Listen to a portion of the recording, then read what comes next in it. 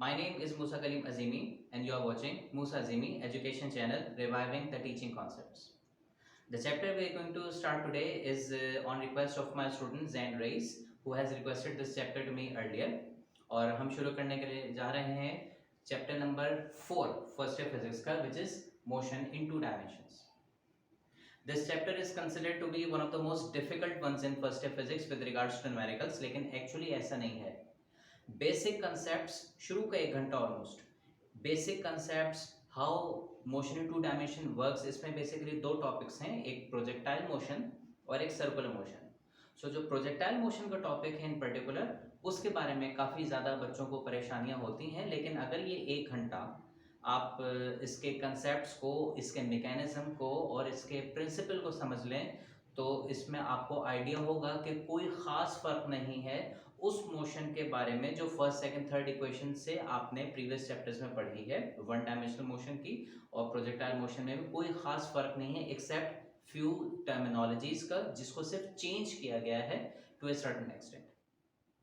ठीक है, ये आपको सिंबल्स का इसमें डिफरेंस नजर आ जाएगा. Otherwise working mechanism is very easy, very similar to what you have already studied in motion in one dimension. So हम शुरू करते हैं chapter number 4 motion in two dimensions. So dimension का मतलब क्या होता है फिजिक्स में? डायमेंशन को हम कहते हैं डायरेक्शन. तो टू डायमेंशंस का मतलब 2 डायरेक्शंस. ठीक है, 2 डायरेक्शंस कौन कौन सी होती हैं? हम जानते हैं टोटल 3 डायरेक्शंस को. एक डायरेक्शन है एक्स एक्सिस की, एक डायरेक्शन है वाई एक्सिस की, एक डायरेक्शन है जेड एक्सिस की, जिसको further positive X negative X, positive Y negative Y, positive Z और नेगेटिव जेड एक्सिस से इसको मजीद हम करके टोटल कह देते हैं कि 6 डायमेंशंस बन जाती हैं. लेकिन एक्चुअली 3 ही डायमेंशंस है, एक्स वाई और जेड की. तो अगर मोशन इन टू डायमेंशन की हम बात करें तो इस चैप्टर का मतलब बनता है, नाम का मतलब होता है मूवमेंट इन टू डायरेक्शंस.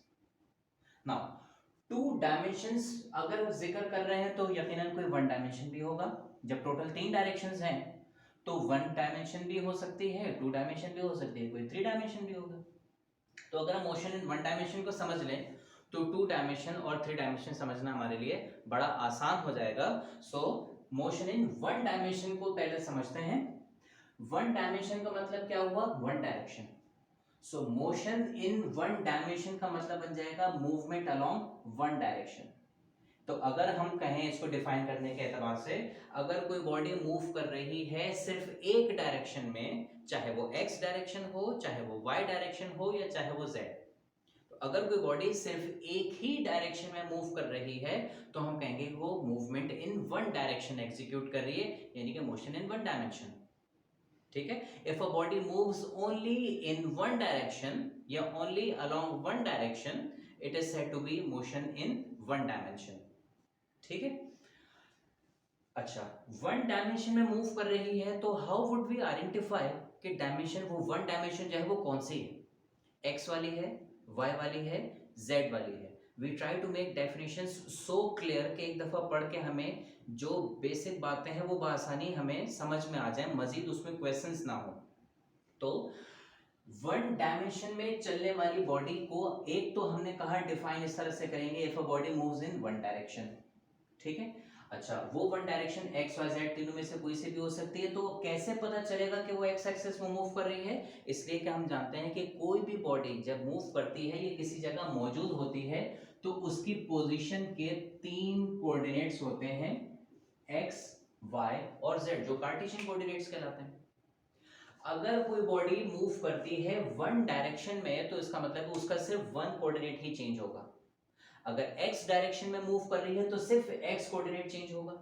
अगर y डायरेक्शन में मूव कर रही है तो सिर्फ y, और अगर z डायरेक्शन में मूव कर रही है तो सिर्फ z कोऑर्डिनेट ही चेंज होगा, बाकी दोनों कोऑर्डिनेट्स सेम रहेंगे. तो if a body moves such that one coordinate of its position changes, अगर बॉडी इस तरह से मूव करती है कि उसकी पोजीशन का, जगह का जहां वो मौजूद है, टाइम के रिस्पेक्ट से एक पोजीशन का कोऑर्डिनेट चेंज होता है, तो हम कहते हैं it is executing motion in 1 dimension. If a body moves such that only one coordinate of its position changes with time, it is said to be motion in 1 dimension. If x coordinate changes, so it is moving along x axis. If y coordinate changes, it is moving along y, and likewise अगर z coordinate change होता है खाली तो वो movement along z axis कहलाएगी. इसकी आसानी हम दो एग्जांपल्स तो इजीली समझ सकते हैं. सपोज करें एक गाड़ी है जो कि फ्लैट रोड पे चल रही है, या एक ब्लॉक है जिसको आप फ्लैट सरफेस के ऊपर ऐसे पुश कर रहे हैं. So a car moving on a flat road, आप देखें ये इसकी example, I hope it is visible to you. तो ये ब्लॉक इस तरह से आगे मूव कर रहा है, एक ही डायरेक्शन में मूव कर रहा है, एक्स हमारे केस में, तो हम कहेंगे ये मूवमेंट इन वन डायरेक्शन है. ठीक है. ये फ्री फॉलिंग बॉडी ये एक ही डायरेक्शन में मूव कर रही है, और ये डायरेक्शन कौन सी है, वाई एक्सिस की. ठीक है. तो सिर्फ y में ही मूव कर रही है, ना x में मूव कर रही है. कैसे पता है x में मूव नहीं कर रही? x एक्सिस, y एक्सिस और z एक्सिस की पहचान है. कैसे? फिजिकली. एक तो कोऑर्डिनेट, दूसरा x एक्सिस में अगर कोई बॉडी मूव करती है तो हम जानते हैं x एक्सिस में मूव करने के बाद या तो वो राइट वर्ड जाएगी या वो लेफ्ट वर्ड जाएगी. ये राइट और लेफ्ट की मूवमेंट x एक्सिस की मूवमेंट होती है. ये अप एंड डाउन की मूवमेंट y एक्सिस की होती है. ठीक है. और ये फ्रंट और बैक की जो मूवमेंट होती है ये z एक्सिस की करेगी. This is z, this is y and this is x. ठीक है. क्योंकि ये सिर्फ राइट लेफ्ट की ही तरफ जा रही है, कोई अप एंड डाउन नहीं है यानी कि y नहीं है, कोई फ्रंट बैक नहीं यानी कि z नहीं है, तो एक ही डायरेक्शन में चेंज नजर आ रहा है, वन डायमेंशन. ये सिर्फ y एक्सिस की तरफ मूव कर रही है, अप एंड डाउन की तरफ. ठीक है. ना तो ये लेफ्ट राइट मूव करते हुए हमें नजर आ रही है, ना ये फ्रंट बैक. तो इसका मतलब है कि ये ओनली y डायरेक्शन में मूवमेंट अपनी एग्जीक्यूट करती है. इसी तरीके से किसी बॉल को अगर मैं ऐसे आगे की तरफ थ्रो करूं आउट ऑफ द प्लेन, तो वो सिर्फ z एक्सिस यानी कि फ्रंट की तरफ मूव करेगी, ना लेफ्ट राइट जा रही है कि आपने x एक्सिस पे, ना अप एंड डाउन आ रही होगी तो आपने क्या y एक्सिस में. सिर्फ एक कोऑर्डिनेट चेंज होगा z एक्सिस का, सिर्फ एक डायमेंशन की मूवमेंट एग्जीक्यूट करेगा. It will also be known as motion in one dimension. ठीक है. तो दो इंपॉर्टेंट बातें, अगर कोई बॉडी एक डायरेक्शन में चले तो मोशन इन वन डायरेक्शन, और उसको मजीद बेहतर तौर पे हम कैसे कह सकते हैं, if a body moves such that only one coordinate of its position changes with respect to time. ठीक है. With respect to time. ठीक है. टू डायमेंशन होगा तो यही दो डेफिनेशंस हम टू डायमेंशन के लिए बना सकते हैं. अगर कोई बॉडी दो डायरेक्शंस में मूव कर रही हो, ठीक है, या उसकी पहचान क्या होगी दो डायरेक्शन में मूव करने की, कि उसकी पोजीशन के दो कोऑर्डिनेट्स चेंज हो रहे होंगे. Two coordinates of its position will be changing. लेकिन एक खास वर्ड हम इसके साथ एसोसिएट कर रहे हैं, साइमल्टेनियसली, एक साथ. अगर ये x एक्सिस पे चल रही है जिस वक्त, उसी वक्त ठीक उसी टाइम वो y में भी चल रही होगी. तो अगर बॉडी एक ही टाइम पे दो अलग अलग एक्सिस पे चल रही है तो हम कहेंगे it is motion in two dimension. ऐसा नहीं हो सकता कि थोड़ी देर x में चली फिर थोड़ी देर y में चली तो आप कहेंगे मोशन इन टू डायमेंशन. नहीं, एक ही टाइम पे दो कोऑर्डिनेट्स अपनी पोजीशन के चेंज करती हुई नजर आती है. एक सेकंड में वो आगे बढ़ी तो उसे एक सेकंड में एक्स एक्सिस और वाई एक्सिस दोनों का कोऑर्डिनेट चेंज हुआ, या वाई और जेड दोनों के कोऑर्डिनेट्स में चेंज नजर आया, तीसरा एज इट इज रहा, या एक्स और जेड में आपको चेंजेस नजर आए उसी सेम टाइम के अंदर, लेकिन तीसरा कोऑर्डिनेट वाई आपको सेम नजर आया. तो अगर एक ही टाइम पे कोई से दो कोऑर्डिनेट्स एक ही टाइम पे चेंज होते हैं उसको हम कहेंगे साइमल्टेनियसली हमें दो कोऑर्डिनेट्स चेंज होते हुए नजर आ रहे हैं. Such a motion would be named as a motion in two dimension. तो दो definitions हमने इसकी बनाई. If a body moves along two directions simultaneously, it is said to be motion in two dimension. और हम उसको डिटेल में अगर कहें और बेहतर तौर पे हम उसको एक्सप्लेन करें तो if a body moves such that two coordinates of its position change simultaneously, it is said to be in motion in two dimension. ठीक है. इसकी एग्जांपल्स क्या क्या हो सकती हैं. एक तो ये सर्कुलर मोशन, हम देख सकते हैं कि सर्कुलर मोशन में आप ये और ये इसके एक्स और वाई कोऑर्डिनेट्स हैं. अगर ये बॉडी शुरू में यहाँ पे थी तो अब ये यहाँ पे आ गई है. यहाँ आने का मतलब एक्स कोऑर्डिनेट पहले इसका यहाँ से यहाँ तक था पूरा, अब इसका एक्स कोऑर्डिनेट बदल के यहाँ से यहाँ तक हो गया, रिड्यूस हो गया. पहले ये हाइट कोई अटेन नहीं की हुई थी, जीरो लाइन पे थी, अब ये यहाँ पहुंच गया तो इसकी कोई ना कोई हाइट भी आ गई.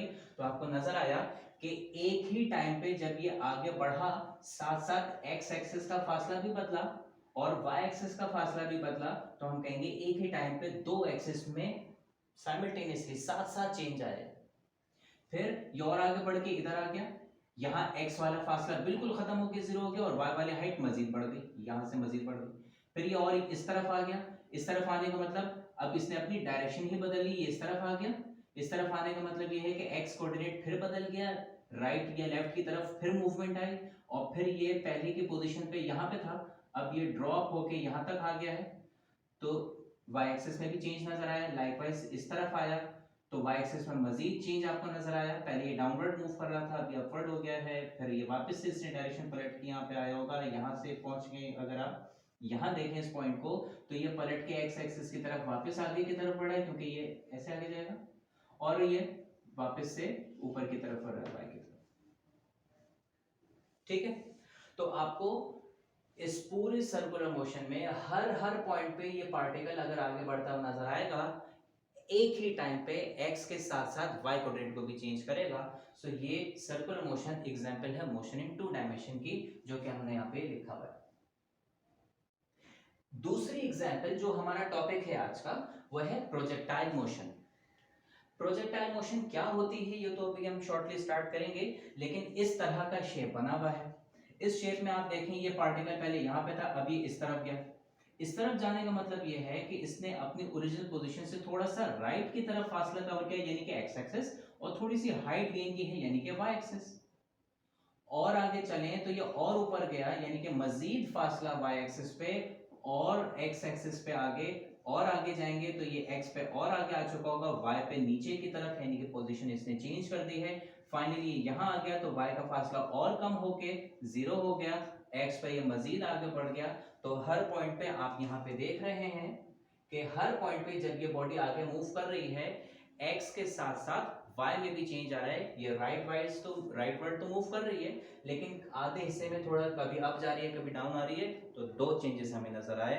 दो कोऑर्डिनेट्स में हमें चेंजेस नजर आने का मतलब ये है कि प्रोजेक्टाइल मोशन भी एग्जांपल है मोशन इन टू डायमेंशन की। थ्री डायमेंशनल मोशन की अगर हम बात करें तो थ्री डायमेंशनल मोशन को भी हम दो तरह से डिफाइन कर सकते हैं। If a body moves along three directions या all the three directions simultaneously x, y and z, या फिर कोऑर्डिनेट्स के पॉइंट ऑफ व्यू से अगर हम इसको ज्यादा बेहतर तौर पे एक्सप्लेन करें तो हम कहेंगे if a body moves such that all the three coordinates of its position change simultaneously with respect to time, it is said to be moving in three dimensions या three dimensional motion। एग्जाम्पल इसके हम कैसे ले सकते हैं? Example हम कह सकते हैं स्पेस में, ओपन एरिया में, ओपन पैसेज में किसी बॉडी को आप एक एंगल पे फेंकें। मिसाल के तौर पे एक बॉल मेरे हाथ में हो और मैं ऐसे एक हाइट पे उसको ऐसे खड़े होके यूं इस तरफ में उसको थ्रो करूं, फेंकूं, तो क्या होगा? Left right movement X axis को शो करती है, up and down movement Y axis को शो करती है, फ्रंट और बैक मूवमेंट जेड को शो करती है। तो ऐसी बॉल को अगर मैं यूं थ्रो करूं तो आप देखिए ये हाइट पे जा रहा है, वाई एक्सिस तो वैसे नजर आ गया। यहां से थ्रो किया था, ये यहां पहुंचा, तो इतना तो इसने राइट साइड की तरफ या लेफ्ट साइड की तरफ फासला कवर किया, तो एक्स एक्सिस भी आया। और यहां से बाहर की तरफ, इसलिए कि जिसको मैं थ्रो कर रहा हूं वो मुझ सामने खड़ा है, फ्रंट की तरफ, तो इसमें फ्रंट वाला पोर्शन भी आ रहा है। तो ऐसे मूवमेंट के अंदर तीनों कोऑर्डिनेट्स हमें नजर आए मूवमेंट के, तो हम कह सकते हैं it's motion in three dimension. ठीक है।